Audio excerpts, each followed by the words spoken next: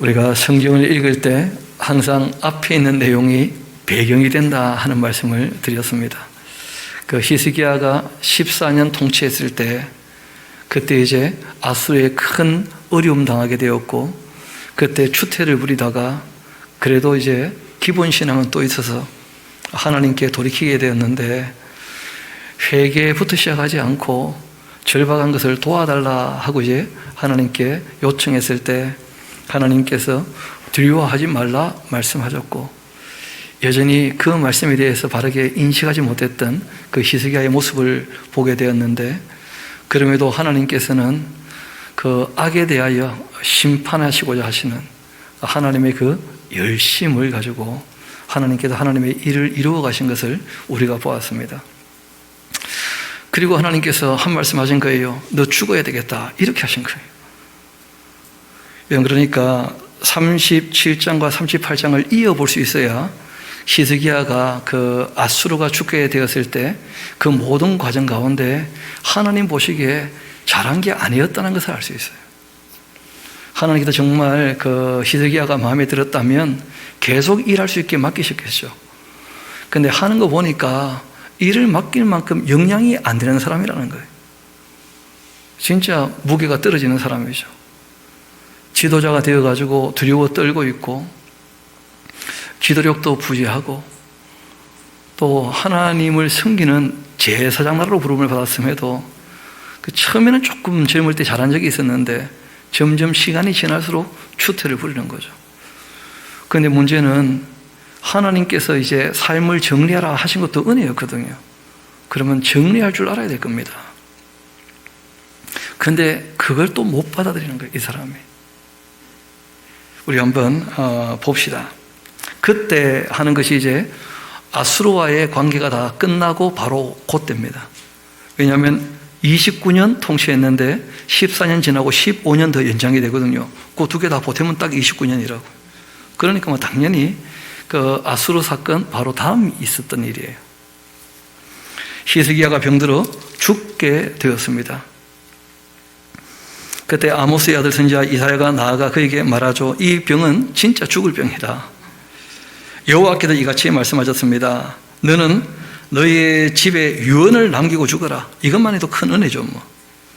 너가 죽고 살지 못할 것이다. 그렇게 하셨다는 거예요. 여러분, 이럴 때 우리는 어떻게 응답해야 될까요? 우리 한번 고린도 후서 1장 같이 가봅시다. 어떻게 해야 되는 것인지.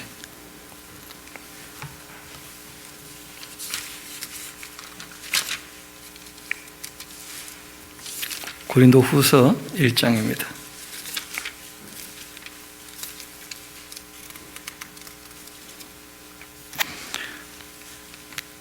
18절부터 제가 한번 읽어드리겠습니다. 하나님은 미쁘시니라. 하나님 하시는 일 중에 옳지 않은 게 없습니다. 하나님은 정말 신뢰할 만한 분입니다. 하나님은 미쁘신 분이십니다. 우리가 너희에게 한 말은 예 하고 아니라 함이 없노라. 우리 곧 나와 실로아노와 디모데로 말미암아 너희 가운데 전파된 하나님의 아들 예수 그리스도께서는 아버지 하나님께 항상 예 했다는 거예요. 아니라 함이 되지 않으셨다는 거예요. 예수님에게는 아버지 하나님의 뜻에 뭐만 있었다는 거예요? 예만 있었다는 거예요.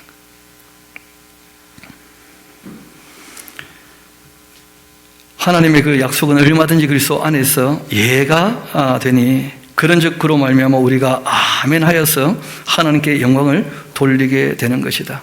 하나님께 영광을 돌린다라고 하는 것은 하나님 하시는 것이 다 옳습니다. 이게 인정이 되는 것이 하나님께 영광을 돌리는 거예요. 이사야가 직접 와서 삶을 이제 정리하시라 하고 얘기했는데 히스기야는 그걸 못 받아들이겠다는 거예요.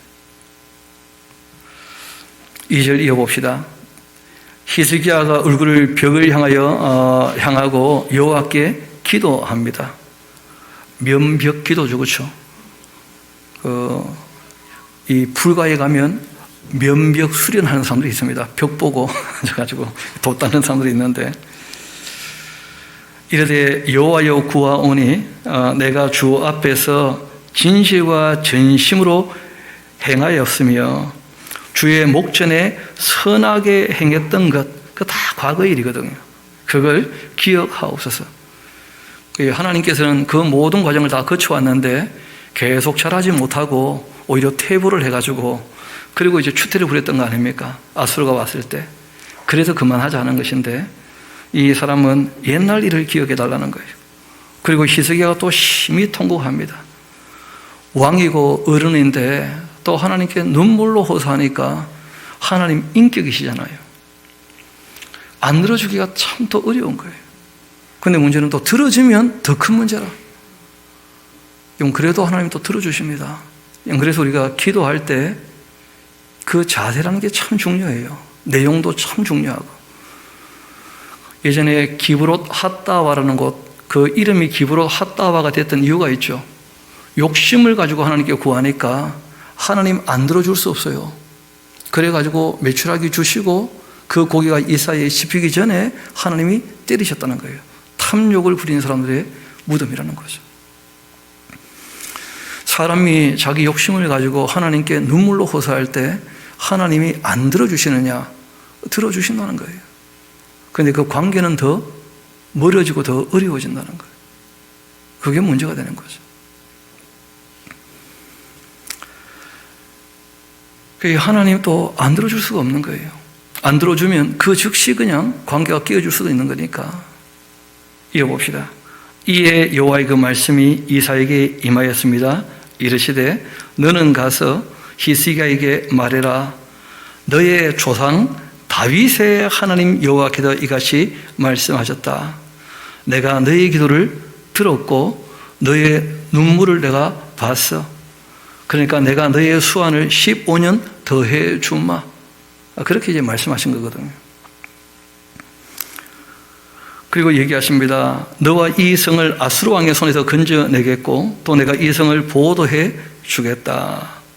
이는 여호와께로 말미암는 너를 위한 징조이니까 곧 여호와께서 하신 말씀을 그가 이루신다는 증거이기도 하다 하고 말씀하셨는데, 열왕기 하서에는 있는데 이사야에서는 그 안 오는 부분이 있어서 그걸 좀 보고 오는 것이 이 내용 이해에 좀 도움이 될 겁니다. 열왕기 하서 20장 같이 한번 가봅시다. 열왕기 하서 20장.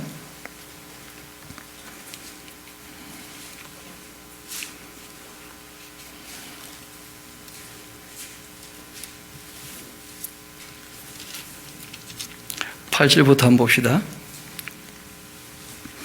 히스기야가 이사야에게 이르되 여호와께서 나를 낫게 하시고 3일 만에 여호와의 성전에 올라가게 하실 무슨 징표가 있나이까? 그렇게 하니 이사야가 이르되 여호와께서 하신 말씀을 응하게 하실 일에 대하여 여호와께로부터 왕에게 한 징표가 임하리이다. 해의 그림자가 10도를 나아갈 것이니까 혹 10도를 물러갈 것이니까. 그렇게 했더니 히스기야 대답이요, 그림자 10도가 나아가기는 쉬우면 한번 해봐요. 누가 할 수 있는지. 이런 게 이제 히스기야의 그 신앙의 수준이에요. 하나님을 몰라도 너무 몰라. 나아가기는 쉬우니까 그리 할 것 아니고 10도가 뒤로 물러갈 것입니다 하고 얘기를 합니다. 선지자 이사야가 여호와께 간구했고 아하스의 그 해시계 위에 나아갔던 해 그림자가 10도 뒤로 물러갔다는 거예요. 하나님께서 참 말도 안 되는 요구지만 얼마든지 들어주셔요. 그러나 우리가 이런 사건을 통해서 히스기야라는 사람의 그 신앙이 어떤지를 알 수 있어요. 이 사람이 젊을 때는 바르게 하려고 애를 썼습니다. 그런데 문제는 바르게 하려고 애를 썼다면 반복적으로 교육을 하고 자기를 정말 잘하게 했어야 되거든요. 우리 이분이 젊을 때 어떻게 잘했는지 좀 보고 갑시다. 그 웬만하게 한 게 아니었거든요. 실제로는. 우리 역대기 하서 우리 29장 같이 가봅시다. 역대기 하서 29장.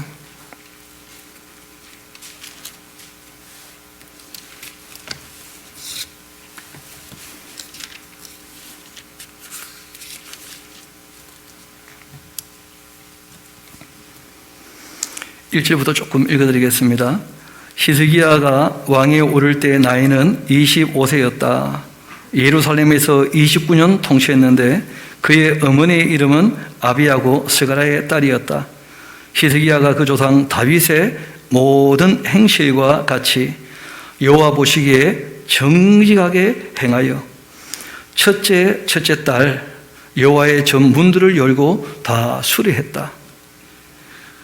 실제로는 이제 10살의 왕이 되어서 아버지하고 15년 정도 같이 지냈지 않습니까?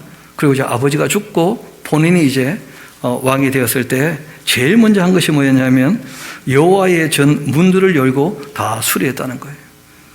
그런데 문제는 여기 있었던 금을 또 뜯어서 나중에 갖다 바치는 거 아니에요. 제사장들과 레위인들을 동쪽 광장에 다 모으고 그들에게 말을 합니다. 레위 사람들아, 내 말을 들어라. 이제 너희는 성결하게 하고 또 너희 조상들의 그 하나님 여호와의 그 전을 성결하게 하여 그 더러운 것 성소에 다 없애도록 하라. 왜냐하면 그 자기 아버지 아하스가 워낙 악을 많이 행했거든요. 우리가 별명을 붙였잖아요. 정신 나간 아하스, 그렇게 별명을 붙일 만큼. 그래서 이제 성전 청소를 합니다.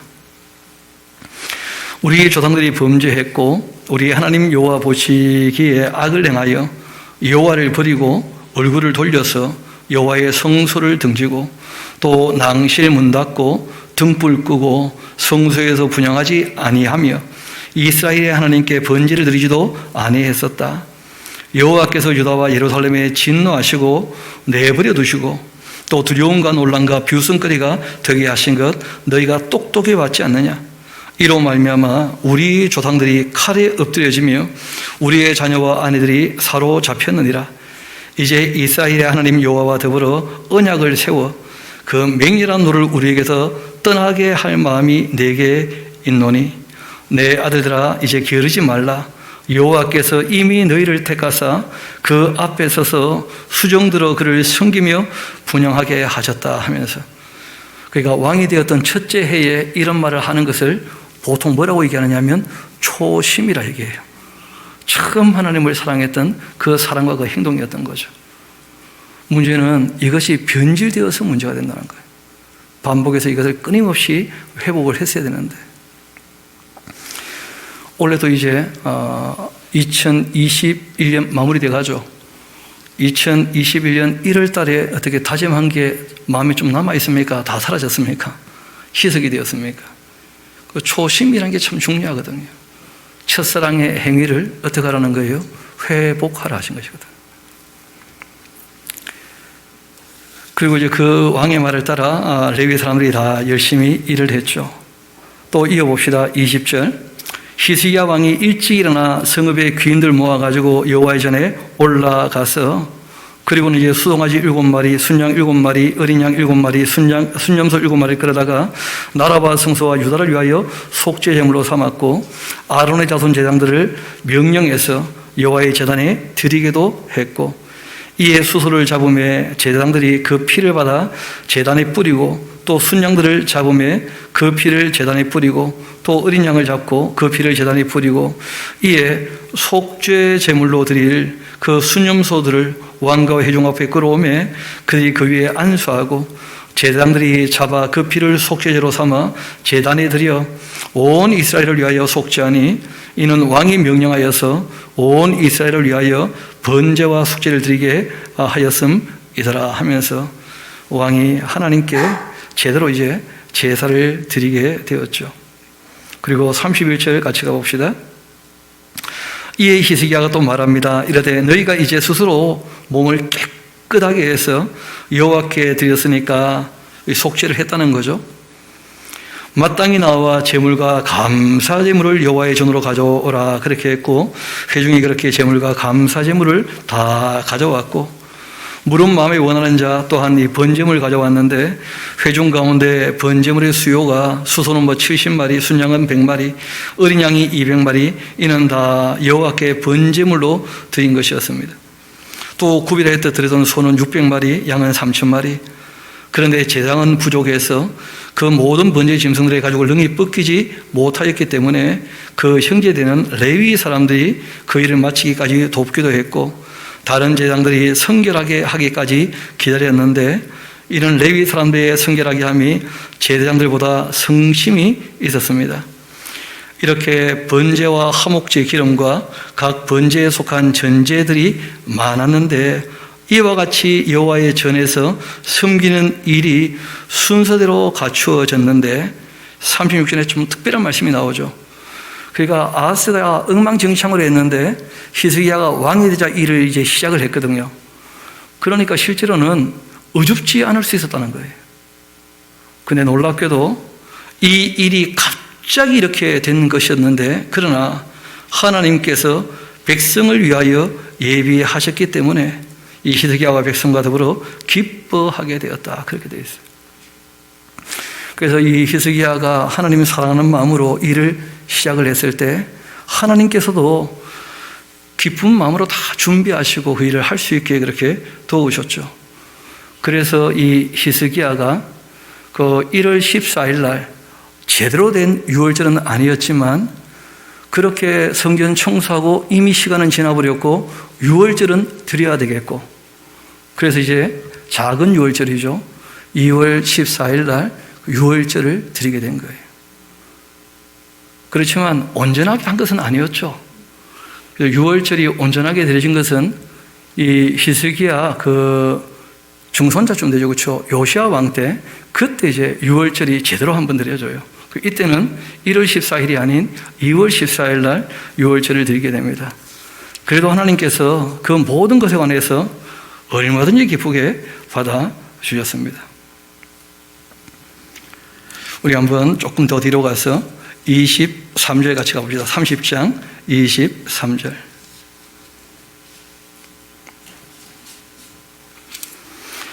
온 회중이 다시 7일을 지키기로 결의했고 이에 또 7일을 즐겁게 지키게 됩니다. 원래 1월 14일 지키고 또 1월 14일 못 지키는 사람은 작은 유월절 지키고 이렇게 하는 건데 그 2월 14일 지키고 우리 1월 14일 못했으니까 또 하자 해가지고 2주 연속으로 그렇게 이제 명제를 지키게 된 것이죠.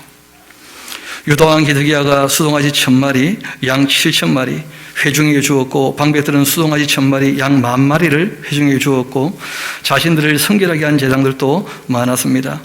유다 온 회중과 제사장들과 레위 사람들 또 이스라엘 온 모든 회중과 이스라엘 땅에서 나온 나그네들 또 유다에 사는 나그네 다 즐거워했습니다. 예루살렘에 큰 기쁨이 있었는데 이스라엘 왕 다윗의 아들 솔로몬 때부터 이러한 기쁨은 예루살렘에 없었다는 거예요. 그러니까 실제로 예루살렘에 명절이 제대로 지켜진 적이 거의 없습니다. 실제로. 유월절도 마찬가지고 오순절도 마찬가지고 초막절도 마찬가지고. 그때 제사장들과 레위 사람들이 일어나서 백성을 위하여 축복했고 그 소리가 하늘에 들리고 또 그 기도가 여호와의 거룩한 조소 하늘에 이르게 되었다. 이 모든 일이 이제 끝나고 난 다음에 그 이스라엘 무리가 나가 유다 여러 성읍에 이르러 주상들 깨뜨리고 아세라 목상들 찍어버리고 유다와 베냐민과 에브라임과 므낫세 온 땅에서 산단들과 제단들을 제거하여 없애고 이스라엘 모든 자손이 각각 자기의 본성에 기울이지 다 돌아가게 됩니다. 이렇게 히스기야가 앞장서 가지고 그렇게 이제 개혁을 다 이루게 된 것은 굉장히 초창기였다는 거예요. 왕이 되자마자. 그리고 개혁의 마지막 부분 봅시다. 31장 20절 같이 가봅시다. 히스기야가 온 유다에 이같이 행하되 그 하나님 여호와 보시기에 선과 정의와 진실함으로 행하였는데 그가 행하는 모든 일 곧 하나님의 전에 수종들은 일에나 율법이나 계명이나 그 하나님을 찾았고 한 마음으로 행하여 형통하였더라. 이 모든 충성된 일을 한 후에 그리고 거기 원래 한마디 너무 쉬워요. 14년 지났다 이런 거예요. 그 첫째 해에는 막 대단하게 했어요. 근데 문제는 그것이 지속되었는가? 본인을 정말 성장시키고 성화시키고 성숙하려고 힘쓰고 애썼는가? 그게 그렇게 안 보인다는 거예요. 그리고 이제 오늘 아침에 우리가 살폈던 그런 사건이 벌어진 거예요. 그리고 그 사건 이후에 하나님께서 그만하자 하신 것이거든요. 그런데 이 사람이 이제 살려달라고 기도한 거예요. 하나님 입장에서 눈물로 또 기도하는데 자기 인격을 가지고 하나님께 기도하니 또 하나님께서 살려주면 좀 바르게 하지 않겠나 하고 이제도 이해해 주실 수가 있죠. 또 어떻게 보면. 그래서 이제 그 다음 이야기로 넘어가는 것인데 우리 이어봅시다. 다시 이사야서 38장으로 돌아가시면 좋겠습니다. 7절이죠. 이는 여호와께로 말미암는 너를 위한 징조이다. 곧 여호와께서 하신 말씀을 그가 이루신다는 증거이기도 하다. 봐라, 아하스의 그 해시계에 나갔던 해 그림자 뒤로 10도 물러가게 하겠다. 그렇게 하셨다 하라. 그렇게 하시더니 이에 해시계에 나갔던 해 그림자가 10도 물러갔다는 거예요. 그 조금 더 내용이 있었죠, 그렇죠? 나가게 할까요? 물러가게 할까요? 했더니 나가는 것은 쉽고 물러가는 건 어려우니까 물러가게 해주시라 뭐 그렇게까지 얘기를 했어요. 그리고 이제 열왕기에서는 없지만 이사야서에 있는 그 히스기야의 그 시가 있습니다. 감사 기도문 같은 것인데 병 나았으니까 뭐 당연히 감사하겠죠. 유다왕 히스기야가 병들었다가 그 병이 나았을 때 기록했던 그 글이 있습니다.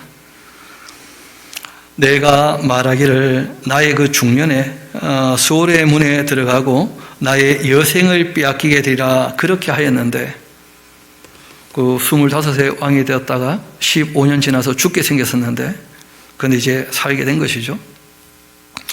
내가 또 말하기를 내가 다시는 여호와를 배우지 못하리니 산자의 땅에서 다시는 여호와를 배우지 못하겠고 내가 세상의 거민 중에서 한 사람도 다시 보지 못하리라 그렇게 했다는 거예요. 살 소망이 끊어졌던 거죠. 하나님께서 죽을 준비하라 하셨으니까. 나의 거처는 목자의 장막을 거둔 것 같이 나를 떠나 옮겨졌고 직공이 배를 걷어 마른 같이 나의 생명이 이제 말리게 되었다. 다 끝나게 되었다. 주께서 나를 틀에서 끊으시리니 조석간에 나를 끝내실 것이다. 내가 아침까지 견디었사오나 주께서 사자같이 나의 모든 뼈를 꺾으시오니 조석간에 나를 끝내실 것이다.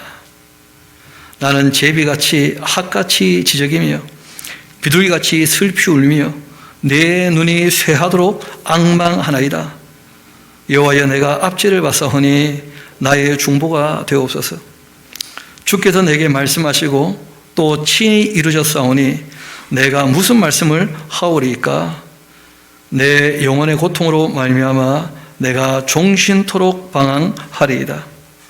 주여 사람이 사는 것이 이에 있고 내 심령의 생명도 온전히 거기에 있사오니 원컨대 나를 치료하시며 나를 살려 주옵소서. 여러분 이런 것이 우리가 살아가는 중에 뭐 어려움이 닥쳤거나 그렇다면 또 입장이 달라요. 이럴 수 있는데 지금 하나님께서 이사야를 보내가지고 통첩하신 거 아니에요. 입장이 많이 다른 겁니다.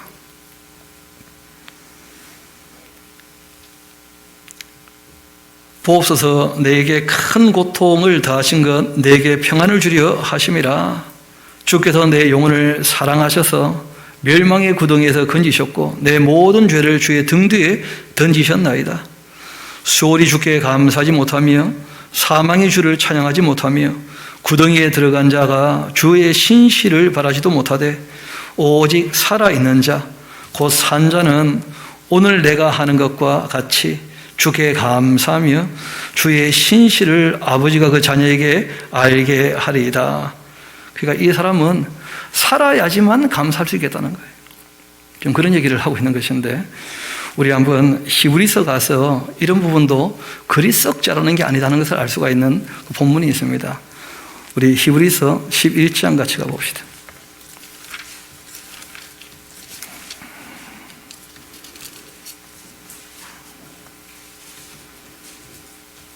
(33절부터) 한번 읽어드리겠습니다. 히브리서 11장 33절부터 그들은 믿음으로 나라들을 이기기도 하며 의의를 행하기도 하며 약속을 받기도 하며 사자들의 입을 막기도 하며 다니엘은 사자 입에서 건짐 받았죠. 또 다니엘의 그 친구들 하나냐, 미사엘, 아사랴 같은 분은 불의 세력을 멸하기도 하고, 그리고 칼날을 피하기도 하고, 연약한 가운데 강하게 되기도 하며, 전쟁에 용감하게 되어 이방 사람들의 그 신을 물리치기도 하며, 여자들은 자기의 죽은 자들을 부활로 받아들이기도 하고, 엘리야, 엘리사 때 그 사렙다 여인 과부의 그 아들이나 수림 여인의 아들 산 적이 있었죠. 또 어떤 이들은 더 좋은 부활을 얻고자 하여 그 심한 고문을 받되 구차히 풀려나기를 원하지 아니하였다. 또 어떤 이들은 조롱과 질질뿐 아니라 결박과 옥에 갇히는 시련도 받았다. 돌로 치는 것, 톱으로 켜는 것, 시험과 칼로 죽임당하고 양과 염소의 가죽을 입고 유리하여 궁핍과 환난과 학대를 받았다. 이런 사람은 세상이 감당하지 못할 것이다. 하나님 하시는 일들에 관해서 아멘 할 수 있는 사람들, 세상이 어찌하지 못할 거라는 거예요. 그래서 하나님의 도우심으로 이 땅에서 새로운 삶을 얻었다 하는 것보다 더 좋은 부활을 얻으려고 그런 편이 있지 않습니까? 비교해 보라는 거예요. 어떻게 하는 게 더 잘하는 것인지.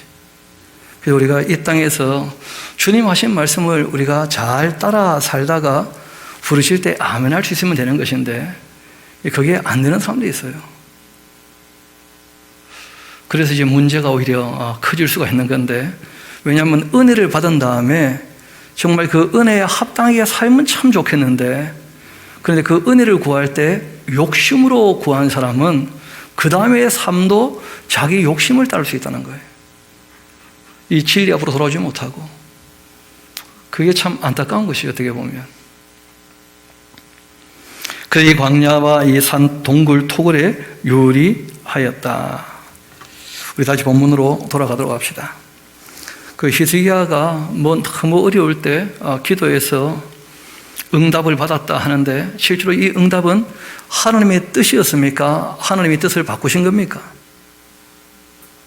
게다가 히스기야가 회개했기 때문에 바꾸신 겁니까? 아니면 보챘기 때문에 바꾸신 겁니까? 그런 관계를 꼭 생각하셔야 돼요. 신앙은 관계에 대한 문제예요. 보채도 뜻을 바꾸시는 수가 있어요. 그런데 그것이 정말 그 사람에게 유익할 것인가? 그건 더 두고 봐야 돼요.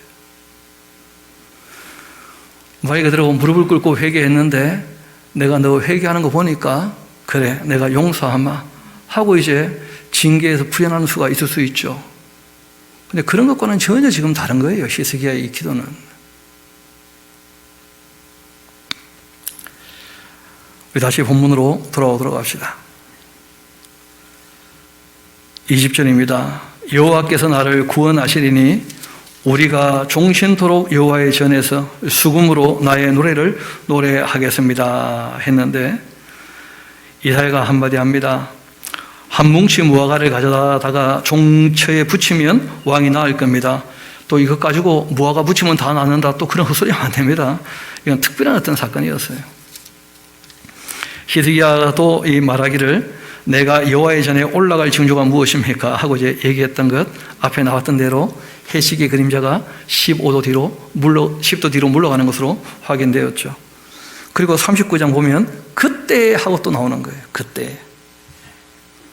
이 사람이 은혜를 받아놓고도 여전히 정신을 못 차리는 거예요. 잘 아시는 것처럼 그 아수르가 지금 이제 이 남왕국 치러 왔을 때 그 아수르에게 똑같이 고난받는 나라가 있었습니다. 그 나라가 바벨론이라는 나라였는데, 이 바벨론이 그때는 아주 미약한 나라였어요. 자그마한 변방에 있는 소국이었죠. 이 느부갓네살 그 아버지는 나보폴라 살 때 그때 이제 나라가 크게 자라기 시작하는 것이니까 그 100년 전 이야기거든요. 그때 발라단의 아들 바벨론 왕 무로닥 발라단이 그 히스기야가 아수를 쳤다는 소문을 듣자 바로 사신을 보낸 거예요. 왜냐하면 아수를 쳤으니까, 자기의 원수 아수를 쳤으니까. 히스기야가 그런데 병들었다가 나왔다 함을 듣고는 히스기야에게 이 글과 예물을 이렇게 보냅니다. 히스기야하고 좀 잘해보자 하는 마음이 있는 것이죠. 그 히스기야가 사자들로 말미암아 기뻐하고 그들에게 보물 창고 곧 이 은금과 향로와 보배로운 기름과 모든 무기고에 있는 것 다 보여줬다는 거예요. 왜냐하면 소문이 나기를 히스기야가 왕궁 내탕고에 있는 보물 창고 보물들, 심지어는 성전에 있는 은들, 성전 문에 발라놨던 금까지 다 뜯어 이 아수르 왕에게 바쳤다 하는 소문이 이미 났지 않습니까? 그런데 이제 아수르에게 승리했다는 소문도 또 나는 거예요. 그리고 이 사람이 병들었다가 나았다는 소문도 나게 된 거죠. 그러니까 사람들이 이제 그 큰 임금이잖아요. 아수르를 쳐서 이겼으니까. 그러니까 그 사람에게 이제 살해도 할 겸 또 좋은 일이죠. 병들었다가 나았으니까. 그래가지고 이제 인사로 온 김에 히스기야가 내가 아직 많이 갖고 있다. 거의 안 뺏겼다. 하고 그런 것도 자랑하려고 그 허영심에 사람들에게 자기 집에 있는 보물창고 문 열어가 다 구경시켜 준 거야. 나 아직도 많다면서. 게다가 또 18만 5천 죽고 도망갔으니까 그 사람들 것도 갖고 온 거 생각해봐요. 또 뭐 대단하게 쌓아놨을 거라. 그런 추태를 부린 거예요. 그러면 견불생심이라고 물건을 보면 뭐가 듭니까? 그게 마음에 들죠. 갖고 싶은 마음이. 바벨론 사람이 그걸 다 봤는데 그래. 그게 대대로 이어지면서 예루살렘 가면 억수로 많다. 그러지 않겠어요? 그래서 나중에 그거 가지러 온 거예요. 바벨론이.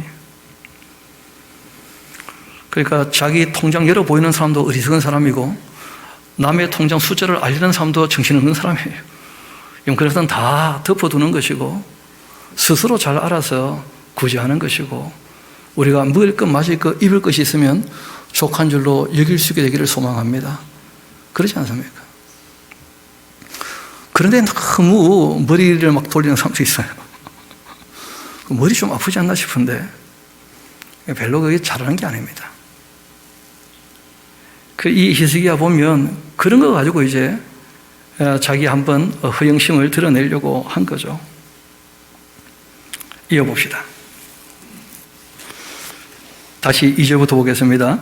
히스기야가 그 사자들로 말미암아 막 기뻐해서 그들에게 보물 창고 곧 은금과 향로와 보배로운 기름 또 모든 무기고에 있는 것 다 보여줬는데 히스기야가 궁중의 소유 또 전 국내의 소유 보이지 아니한 것이 없었다는 거예요. 이에 이 선지자 이사야가 히스기야 왕에게 나아가 물어봅니다. 그 사람들이 무슨 말을 하였으며 어디서 왕에게 온 사람들입니까? 히스기야가 이르되 그들이 원방 곧 바벨론에서 내게 왔나이다. 여러분 이미 이사야가 예언한 적이 있죠. 바벨론이라고 하는 변방 있는 작은 나라가 그 작은 나라가 아니고 이후에 사단의 권세를 업어가지고 온 세상을 한번 지배하게 될 나라라는 거 이미 다 알고 있잖아요. 그래서 그 나라가 이제 멸망한다는 얘기를 하잖아요. 교만하게 되어서. 그러니까 앞으로 될 일이 뻔히 보이는 거예요.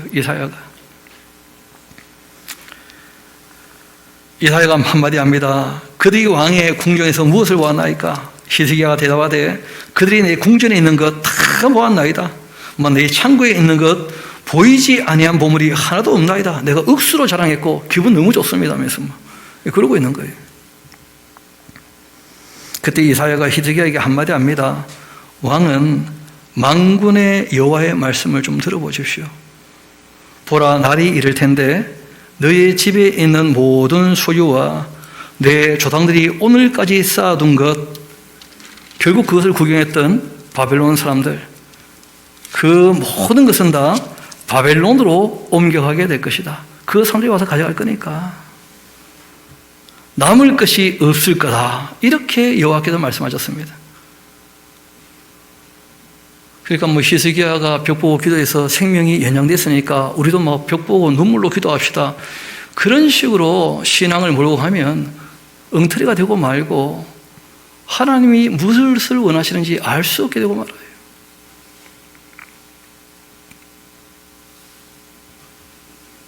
이어 말씀하십니다. 또 너에게서 태어날 자손 중 몇천 사로잡혀 갈 거다. 바벨론에. 바벨론 왕궁의 환관일 거다. 그렇게 하셨나이다. 그렇게 하니 히스기야가 이사야에게 이르되 당신이 이른 바 여호와의 말씀은 좋소이다.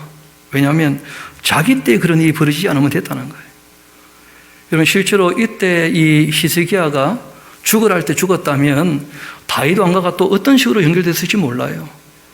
근데 잘 아시는 것처럼 이 히스기야가 15년 생명이 연장되는 중 3년쯤 지났을 때 그 헵시바라고 하는 젊을 때 끌여서 버렸던 여인을 다시 받아들여요.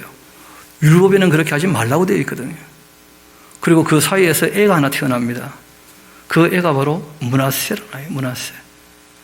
이 므낫세가 태어나고 히스기야가 죽고 12살의 왕이 되어가지고 55년 동안 악을 행했기 때문에 더 이상 남왕국은 돌이킬 수 없는 길에 들어서고 말아요. 그리고 아몬 다음에 요시아 때 요시아 왕이 잘하려고 좀 애를 써보지만 그러나 39 젊은 나이에 별세했거든요. 그리고는 이 요야긴 시드기야 그렇게 이제 남왕국은 무너지고 만 거예요. 하나님이 죽으라 할 때 잘 죽었으면 아무 문제 없었을 텐데 꼭 하나님 앞에 욕심을 가지고 보채가지고 응답받은 바람에 더 이상하게 되고 말았다는 거예요.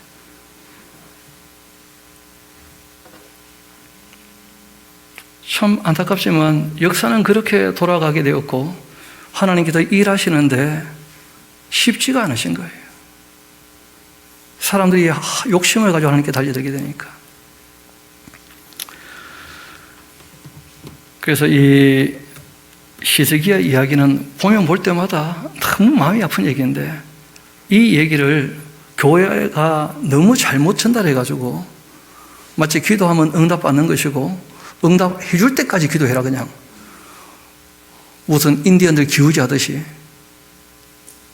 땅 파면 반드시 물은 나오는 거니까 들어줄 때까지 매달려라 막 이런 식으로 기도를 가르치니까 하나님 뜻과 전혀 상관없는 사람들의 욕심이 응답받아가지고 더 세상이 어지럽게 되는 것 아니겠는가 그런 생각들을 하게 되는 것이죠. 우리가 좀 생각을 해봐야 됩니다, 진짜. 그래서 이 히스기야는 기도에서 응답받은 왕이 아니라 하나님 앞에 엉터리게 됐다는 거예요. 욕심을 가지고. 그래서 결국은 젊을 때는 참 잘했는데 나이가 많고 역사에 대한 책임도 전혀 없는 사람이에요. 자기 후대를 전혀 생각하지 않아요. 우리 한번 다시 8절 볼까요? 히스기야가 이사야에게 이르되 당신이 이른바 여호와의 그 말씀이 좋소이다 그렇게 하고는 또 이르되 내 생전에는 평안과 경감이 있을 겁니다 하면서 자기만 평안하면 땡이라는 거야. 여러분 우리도 신앙생활할 때 우리 후세대를 좀 생각해야 됩니다. 여러분의 그 자녀들에 대해서 또 우리가 이 신앙생활을 할 때 우리가 할 일을 정말 바르게 하고 있는지 그 2022년 우리가 계획을 세울 때에도 조금 생각을 해봐야 돼요. 그리고 그것이 지속되지 않고 또 히스기야 다음에 이 므낫세 다음에 아몬 다음에 요시야 왕 때 또 한다고 애를 써봤지만 그게 이어지지 않으니까 그때로 끝나버리고 말아요. 요시야처럼 해주는 사람이 계속 좀 있었다면 좋을 뻔했는데 그게 그렇게 안 되고 말았거든요. 지속적으로 하나님의 일이 된다는 것이 이스라엘 나라 역사 가운데 거의 흔치 않았다는 거예요. 그러니까 모세 다음에 여호수아까지는 좀 되는 것처럼 보였는데 여호수아 다음이 없지 않습니까? 사무엘 좀 됐지만 사무엘 다음이 안 되잖아요. 또 사울이 되고 또 그 다음 그래도 또 다윗이 일하는데 솔로몬 때까지 조금 되는 것처럼 보이는데 또 안 되는 거예요. 그 2대 이상 넘어가는 일이 거의 없는 거예요. 제가 제일 염려가 되는 것 중에 하나가 염려하지 말라고 하셨는데 그 에스라 성경 강좌가 1977년도에 시작이 되고 노오호 목사님이 처음 시작을 했고 이제 이어서 우리가 하고 있는 것인데 그 다음 또 누가 이어서 해줄 것인가 고민이 되는 거죠. 하나님 앞에서 창세부터 계시록까지 정말 바르게 전할 사람이 있는가? 거기에 대한 관심을 가진 사람이 있는가? 성경은 충성된 사람들에게 부탁하라 말씀하셨거든요. 그 일이 또 이어져야 되지 않겠는가? 또 그런 일들을 하는 것이 우리에게 맡겨진 그 사명이 아니겠는가? 그래서 저도 여러분도 우리가 할 수 있는 일들에 관해서 우리가 후 세대를 생각하면서라도 이 일들에 함께 참여하고 또 여러분 스스로가 또 말씀을 전할 수 있는 그런 하나님의 사람들 되기를 소망합니다. 그런 것이 필요한 것이겠죠. 그리고 이제 우리가 어디로 넘어갈 거냐 하면 다음 시간에 아수르 멸망을 보고 가야 되겠죠. 그렇죠? 그래서 우리가 다음 시간에는 나훔서를 볼 겁니다. 나훔서. 그 나훔서를 볼 때 이제 아수르 멸망을 우리가 보게 될 것이고, 그 멸망에 대한 예언이죠. 그렇죠? 멸망에 대한 예언을 보게 될 것이고, 그리고 40장부터 66장까지는 이 내용에 이어서 보기는 어렵습니다. 왜냐하면 그 한 150년 후의 일이거든요. 그래서 바벨론 포로기 때 이제 포로에서 나오기 전에 외쳤던 내용이 4장부터 66장까지거든요. 그래서 우리가 나훔서를 보면 다시 이제 열왕기서로 넘어가게 될 것입니다. 그래서 북왕국의 그 멸망과 또 남왕국의 마지막 역사와 함께 또 그때 활동했던 예언자들 얘기를 좀 들어봐야 되겠죠. 그러니까 우리가 좀 이 연대기 순서에 맞게 그렇게 내용들을 살펴보면 좋겠다 싶고, 그리고 조금 어려울 수는 있지만 한 가지 기억해 두실 것이 있는데, 이사야서가 1장부터 39장까지가 열왕기 상하서보다는 먼저 기록되었다는 것도 기억하셔야 돼요. 왜냐하면 열왕기 상하서는 예레미야가 썼다고 그렇게 보거든요. 예레미야가. 왜냐하면 그 왕국의 멸망까지를 다 보고 이제 멸망사를 기록했기 때문입니다. 그래서 열왕기서에 있는 역사를 이 이사야서에 갖다 붙인 게 아니고, 이사야서에 이제 먼저 역사가 있었는데 이걸 열왕기서에 옮겨 놓을 때 부족한 것을 조금 더 보충을 한 거예요. 그러니까 어떻게 해서 이런 일이 벌어지게 되는지를 설명을 조금 더 붙이게 되었고, 그리고 히스기야가 감사기도 했던 것이 무위로 돌아가고 말았기 때문에 열왕기 그 하서에는 히스기야의 그 감사기도문이 특별히 없는 거예요. 그리고 그들이 이제 바벨론 갔다가 돌아왔을 때 새롭게 해보자고 했을 때, 그때는 이제 이 히스기야가 처음 하나님 앞에 잘했던 그 내용들을 좀 많이 기록한 겁니다. 역대기에서는. 그래서 그렇게 우리가 다시 회복되어야 되지 않겠는가. 안타깝게도 히스기야는 초심을 저버리고 말았지만 이제 우리가 다시 새롭게 한다면 다윗 때처럼, 솔로몬 때처럼, 또 히스기야가 젊었을 때처럼 그렇게 우리가 해야 되지 않겠는가. 그렇게 기록된 것이죠. 그래서 이 히스기야 왕의 이야기는 열왕기 그 하서에, 그리고 이제 이 이사야서에, 그리고 역대기서에 기록되어 있는데 다 비슷비슷하지만 조금 다른 이유가 거기에 있다는 것을 우리가 염두에 두고 이제 종합적으로 읽으면 내용을 훨씬 더 바르게 알 수 있어서 우리가 오늘 그렇게 조금 같이 살펴가며 읽게 되었습니다. 오늘 말씀을 마무리하도록 합시다. 아침에 우리가 위기를 어떻게 했다는 거예요? 맞아들였다고 얘기했죠. 하나님을 섬기면 좋을 텐데 두려워하니까 위기가 왔을 때 자기에게 들어오게 된 거예요. 그런데 오늘 이 히스기야 이야기는 자기가 위기를 자초했다는 거예요. 그 위험을. 하나님의 뜻이 명확함에도 불구하고 자기 욕심으로 하나님께 아뢰었던 것이 남왕국 유다가 무너지게 되는 위험을 자초하게 된 거예요. 그래서 우리가 하나님을 섬긴다고 할 때 밖에서 오는 위험도 있지만 스스로 안에서 일어나는 위험도 얼마든지 있습니다. 그래서 그런 일들이 있지 않도록 다시 초심을 잘 살펴보시고, 그리고 우리가 주님의 뜻 안에서 우리 마음을 깨끗하게 씻어서 우리에게 닥치는 모든 어려움도 참 좋은 기회가 될 수 있도록 그렇게 신앙생활을 해나가는 저와 여러분 되기를 소망합니다. 우리 함께 기도하도록 하시겠습니다. 아버지 하나님, 오늘 낮에 또 이 오후에 히스기야 왕에 대한 이 공과 함께 이 과오를 같이 보게 되었습니다. 역사가 평가할 때 공과 과오에 대해서 상세가 되는 것, 이런 것이 아니라 공은 공대로, 과오는 과오대로 남지만 실제로는 그 마지막이 어떠했느냐가 그 그 사람의 삶의 방향이었고 그것이 그 사람의 신앙인 것을 우리에게 다시 한번 보여주신 것을 감사드립니다. 아버지 하나님, 저희들이 지금 주님 말씀 앞에서 신앙생활 한다고 애쓰고 있지만 이것이 언제까지 지속될는지, 또 우리가 끝까지 할 수 있을는지, 또 우리가 이 모든 선한 일들에 있어서, 진리를 전하는 일에 있어서 우리 후대에게도 또 넘겨줄 수 있을 것인지 저희들도 이런저런 생각들을 하게 됩니다. 아버지 하나님, 저희들에게 지혜를 허락하여 주시고 주님의 뜻을 이루어가는 데 부족함이 없게 도와주옵소서.